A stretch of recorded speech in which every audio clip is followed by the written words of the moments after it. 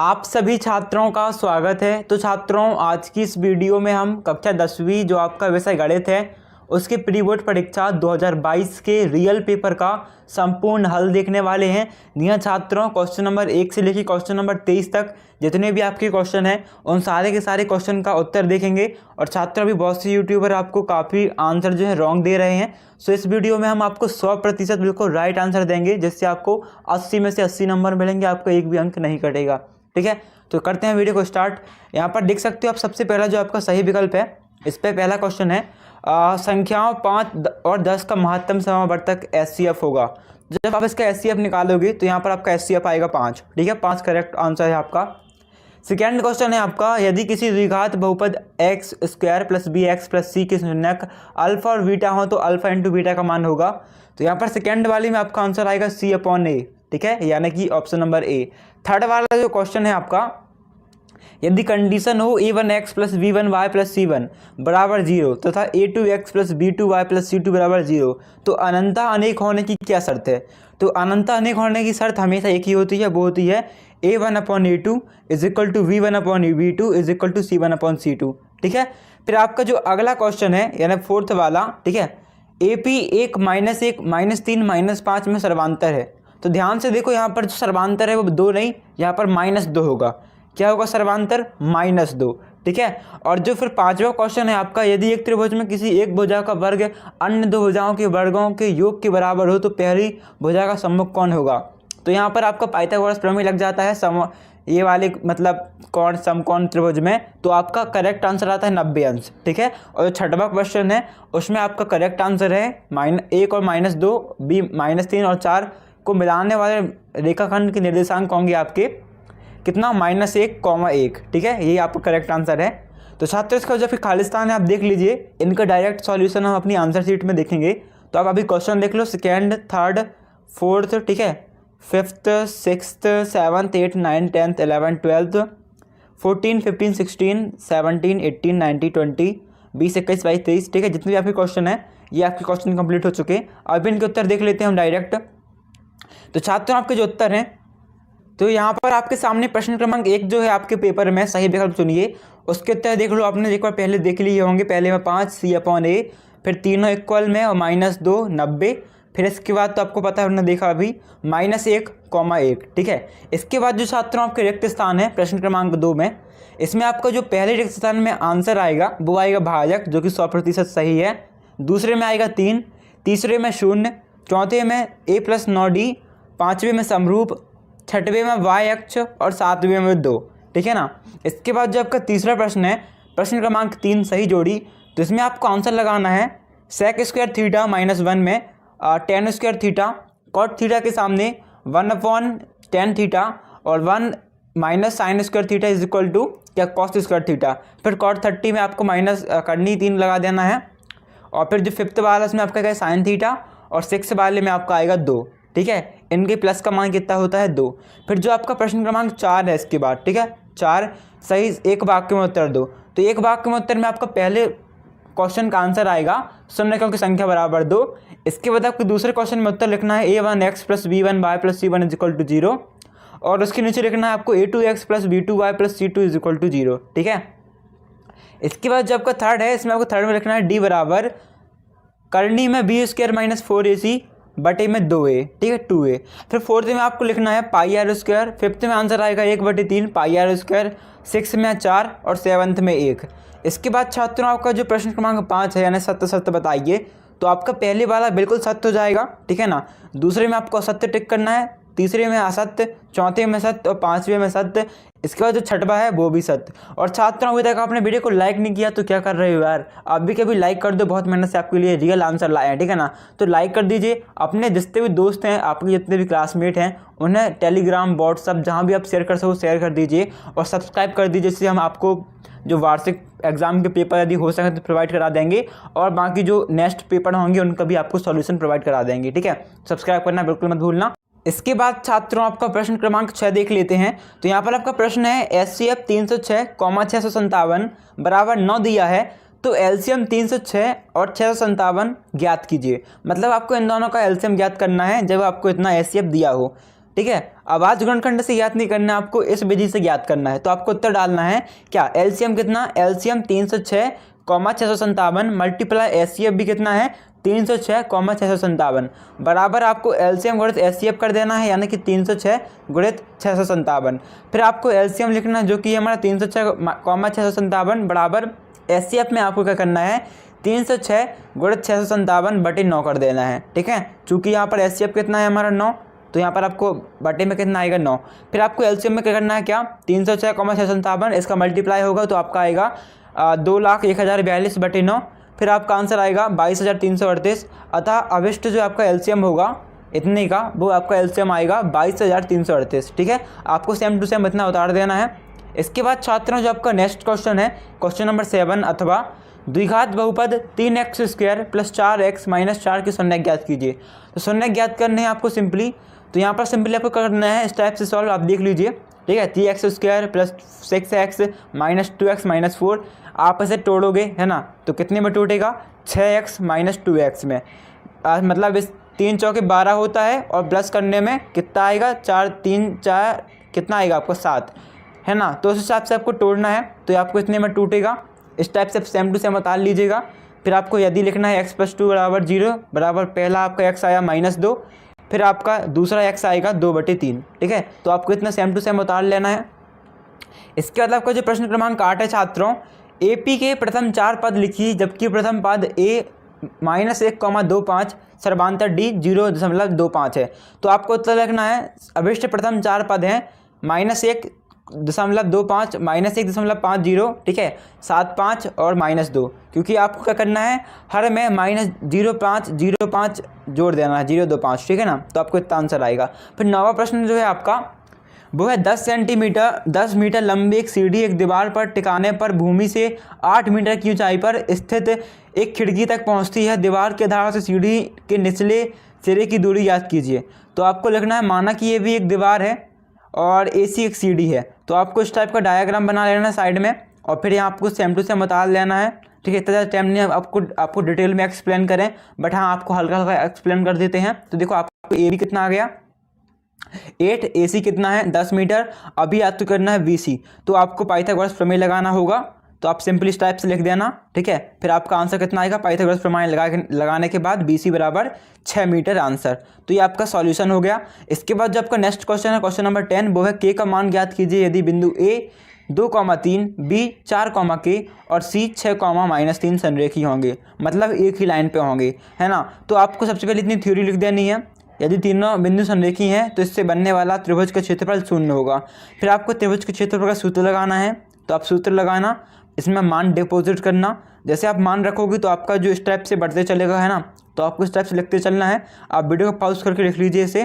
फिर इसके बाद आपको इतना सॉल्व करना है। तो आपका जो आंसर आएगा, ठीक है, 1/2 -4 के बराबर 0, फिर -4 के बटे 2 हो जाएगा बराबर 0।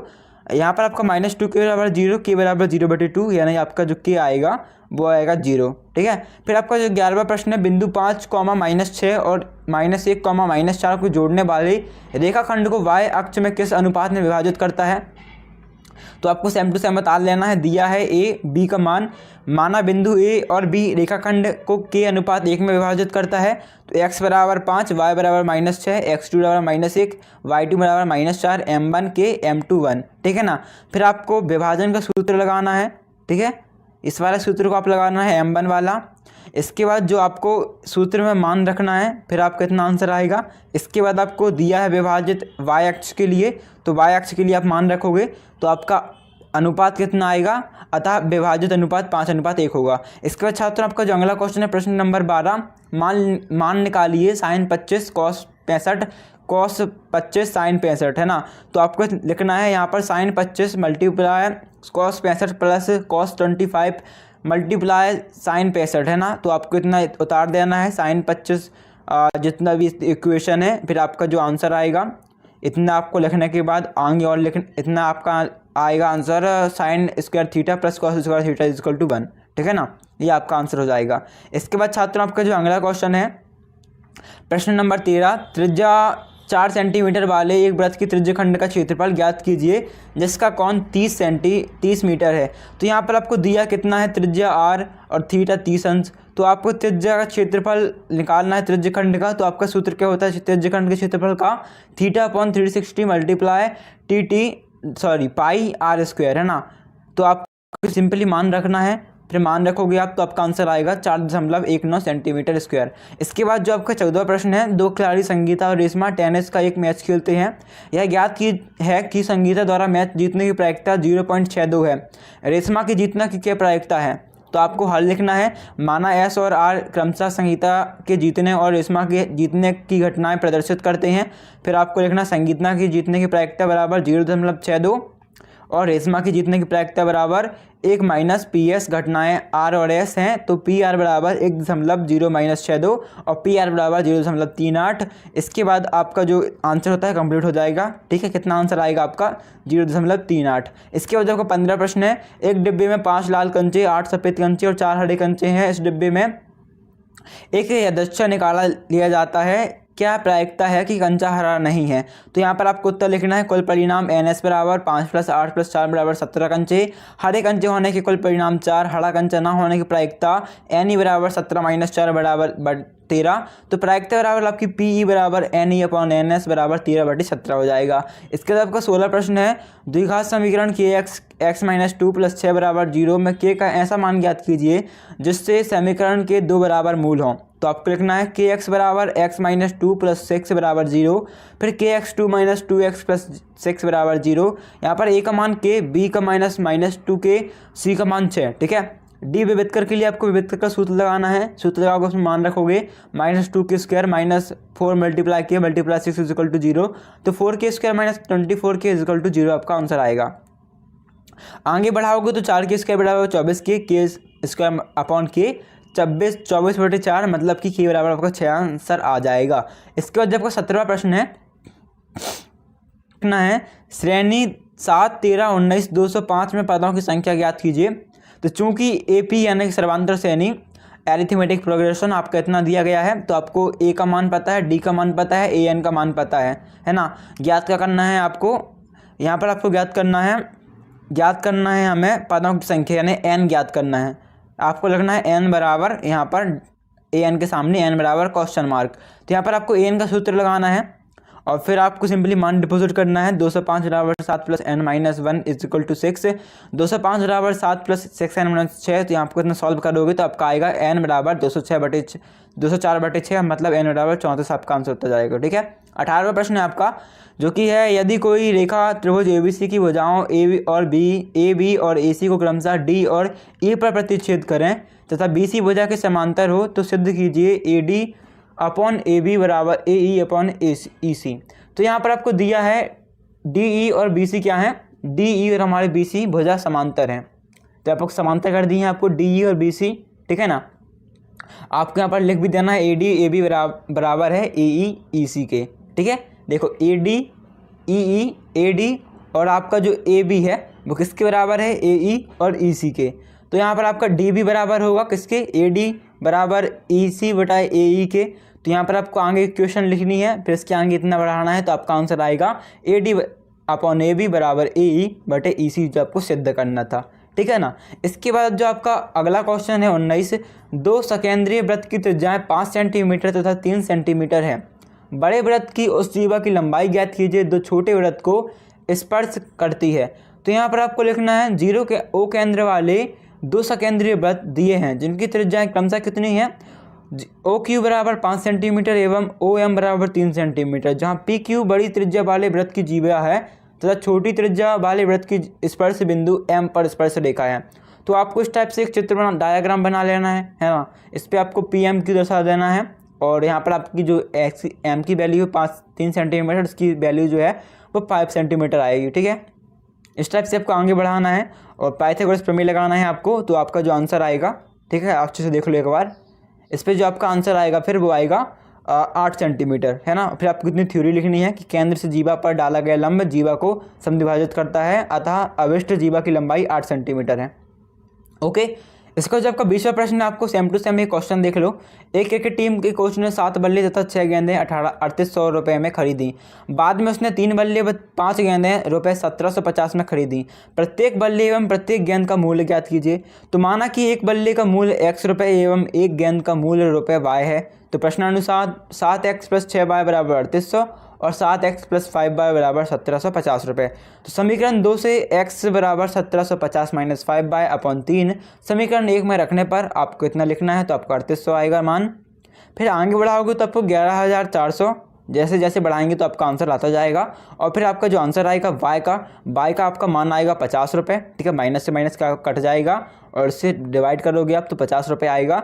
फिर आप x की वैल्यू फाइंड करोगे तो आपकी x की वैल्यू आएगी इतना लिखना आपके पास 15/3 है ना, 500 रुपये आपकी x की वैल्यू जाएगी। मतलब बल्ले का मूल्य 500 रुपये और गेंद का मूल्य 50 रुपये, ठीक है ना। इसके बाद जब अगला क्वेश्चन रचना वाला, तो आपको रचना क्या करना है, 7.6 सेंटीमीटर लंबा एक रेखाखंड खींचिए और उसे 5:8 अनुपात में विभाजित कीजिए। तो मान लीजिए ए बी 7.6 लंबा दिया हुआ है रेखाखंड, जिसे 5:8 के अनुपात में विभाजित करना है। तो रचना की चरण लिखना है आपको पहला, ठीक है। ए बी बराबर 7.6 सेंटीमीटर लंबा एक रेखाखंड खींचिए। तो आपको देखो डायग्राम इस टाइप से बनेगा, बाकी आपको इसे समझ के करना होगा छात्रों। आपको सबसे पहले क्या करना है, ए बी बराबर मतलब ए बी कहाँ है हमारा ए, ठीक है, ए बी ये है। तो आपको सीधा सीधा एक तो खींच लेना सबसे पहले 7.6 सेंटीमीटर लंबा एक रेखाखंड। यहाँ से आप स्केल की सहायता से एक लाइन खींच लेना, स्केल की सहायता से इतना, ठीक है ना। और लिखते हैं रचना के चरण फर्स्ट। फिर आपका जो सेकेंड रचना के चरण क्या है, रेखा ए बी के बिंदु ए पर नीचे की ओर बी ए एक्स बराबर थीटा एक न्यूनकोण बनाते हुए ए एक्स खींचिए। तो यहाँ पर आपको थीटा बनाते हुए ए एक्स खींचना है, यहाँ पर आपको ए एक्स खींच देना है, कितना भी आप खींच सकते हो। फिर तीसरा आपका है रेखा ए बी के बिंदु बी पर ऊपर की ओर इतना आपको मतलब कोण ए बी वाई बराबर थीटा न्यूनकोण बनाते हुए किरण बी वाई खींचिए। तो देखो आप डायग्राम इस टाइप से बना लीजिएगा। अभी हम आपको पॉइंट बता देते हैं, आपको थर्ड पॉइंट के अनुसार लिखना है। फिर आपको फोर्थ पॉइंट में क्या करना है, यहाँ पर रचना के चरण में ए एक्स + बी वाई में क्रमशः A1 A2 A2 A3 A4 मतलब इन सभी में मान डिपॉजिट करना है और फिर आपका रेखाखंड काटना है इतने से, ठीक है। तो आप सेम टू सेम बता लेना। अभी पांचवा है A5 B8 रेखाखंड को मिलाइए तो ए बी को बिंदु सी पर प्रतिच्छेद करता है। तो आपको लिखना है अतः ए बी के अभिष्ट विभाजित खंड ए सी अनुपात सी बी बराबर 5:8 है एवं ए सी बराबर 2.9 लगभग, तो बी सी बराबर 4.7 लगभग। रचना का औचित्य आपको लिखना है इतना, रचना में आपको जो आएगा इसे और लिखना है, ठीक है। तो आपका थोड़ा बड़ा है पर आराम से करना, आपको फुल मार्क्स मिलेंगे। ये आपको रचना के चरण में उतार लेना है, ठीक है। इसके बाद छात्रों जो आपका नेक्स्ट क्वेश्चन है 22, दो घनों जिनमें से प्रत्येक का आयतन कितना है 64 सेंटीमीटर क्यूब है के संलग्न फलकों को मिलाकर एक ठोस बनाया जाता है। इससे प्राप्त घनाभ का पृष्ठीय क्षेत्रफल ज्ञात कीजिए। तो उत्तर में लिखना है ज्ञात है दो सर्वांगसम घन जिनमें से प्रत्येक का आयतन कितना है v बराबर A3 64 सेंटीमीटर क्यूब है, जहाँ a बराबर वर्ग की भुजा है और दोनों के संलग्न फलकों को मिलाकर एक घनाभ बनाया गया जिसकी लंबाई कितनी है l बराबर 2 सेंटीमीटर, चौड़ाई कितनी है b 4 सेंटीमीटर, ऊंचाई कितनी है h a सेंटीमीटर। तो आपको मान डिपोजिट करने हैं कुछ इस टाइप से आप लिख लेना, ठीक है। इतनी थ्योरी आपको मतलब इतना लिखना पड़ेगा आपको। इतना लिखने के बाद आपको लिखना है SW बराबर 2 कोष्टक में 32 + 16 + 32 है ना। फिर आपका जो आंसर आएगा इतना 2 × 80 बराबर 160 सेंटीमीटर स्क्वायर। अतः घनाभ का अवश्य पृष्ठीय क्षेत्रफल कितना होगा आपका 100 सेंटीमीटर स्क्वायर। बस आपको कुछ नहीं करना, बस आपको जो घनाभ का पृष्ठीय क्षेत्रफल का सूत्र होता है वो लगा देना है, बस आपका पूरा आंसर सॉल्व हो जाएगा। बस आपको पृष्ठीय क्षेत्रफल का सूत्र लगाना है, उसमें मान डिपोजिट करना है और सूत्र मान धरते ही आपका आंसर आ जाएगा। नेक्स्ट क्वेश्चन आपको 23 जो कि लास्ट क्वेश्चन है। निम्नलिखित सारणी किसी अस्पताल में एक विशेष वर्ष में हुए रोगियों की आयु को दर्शाता है, ठीक है। सांख्यिकी का क्वेश्चन है आपका। यहाँ पर आपको आयु वर्षों में दी गई है और रोगियों की संख्या दी गई है, तो आपको बहुलक ज्ञात करना है। तो बस कुछ नहीं करना, बस सिंपल से आपको बहुलक का सूत्र लगाना है। इतनी थ्योरी लिख देना आप क्या पर क्या दिया गया है। इतनी थ्योरी लिखने के बाद आपको लिखना है यहाँ बहुलक का सूत्र क्या होता है। आपको लिखना है L + Z बराबर L + F1 - F0 upon 2F1 - F0 - F2 multiply by H। तो L का मान रखना F1 23 है, F0 21 है, ठीक है ना। थ्योरी में आप देख सकते हो आपके पूरे मान बताए गए हैं आपको। फिर आपका 2 मल्टीप्लाई 23 हो जाएगा F1 का मान, और F0 का मान 21, F2 का मान 14 मल्टीप्लाई H का मान 10। तो आपका 23 माइनस 21 बचेगा 2, 35 का 35 और 36 46 हो जाएगा आपका। 23 दूनी 21 में 14 35 बचेगा, ठीक है, क्योंकि माइनस में से प्लस हो गया, माइनस और माइनस प्लस, तो 21 से 14 35 हो गया मल्टीप्लाई बाई 10। तो देखो आपका यहाँ पर अभी आगे बढ़ाएं तो आपको आएगा 35 20/11, ठीक है ना। इससे जब सॉल्व करोगे आप तो 2 पंचे 10 हो जाएगा, जो भी आप माइनस करोगे तो आपका जितना भी आंसर आएगा तो 20/11 आएगा आपका आंसर। फिर आपको 35 प्लस 1.82 कर देना है इसका मतलब आंसर। फिर आपका जो इसे प्लस कर दोगे आप इसे काट के तो आपका आंसर आएगा 36.82, ये आपका उत्तर हो जाएगा। तो छात्रों आई होप आपको वीडियो मिली अच्छी लगी होगी, और छात्रों बस आप सेम टू सेम इस टाइप से आंसर लिखिएगा, आपको 80 में से 80 अंक मिलेगा, क्योंकि यहाँ पर एक भी त्रुटि नहीं है। आपको 100 में से 100 नंबर मिलेंगे प्रैक्टिकल यदि मिला लिया जाए तो आपको मतलब अपने जितने भी दोस्त हों उन सभी को वीडियो शेयर कर देनी है, जिससे उनकी भी हेल्प हो सके, वो भी अच्छे नंबर ला सकें। साथ ही साथ इस वीडियो को लाइक करना तो बिल्कुल मत भूलना, और इस टाइप से हम आपको आगे वीडियो देते रहेंगे, और अदर पेपर की हो सके तो बोर्ड एग्जाम में कुछ आपकी हेल्प कर सकेंगे, है ना। अदर एक्स्ट्रा स्टडी मटेरियल देते रहेंगे। तो आपको चैनल को सब्सक्राइब कर लेना है, वीडियो को लाइक कर लेना है, PDF टेलीग्राम ग्रुप ज्वाइन कर लेना है, जिसका लिंक डिस्क्रिप्शन पे। तो थैंक्स फॉर वॉचिंग छात्रों, मिलते हैं अगली वीडियो पे, धन्यवाद।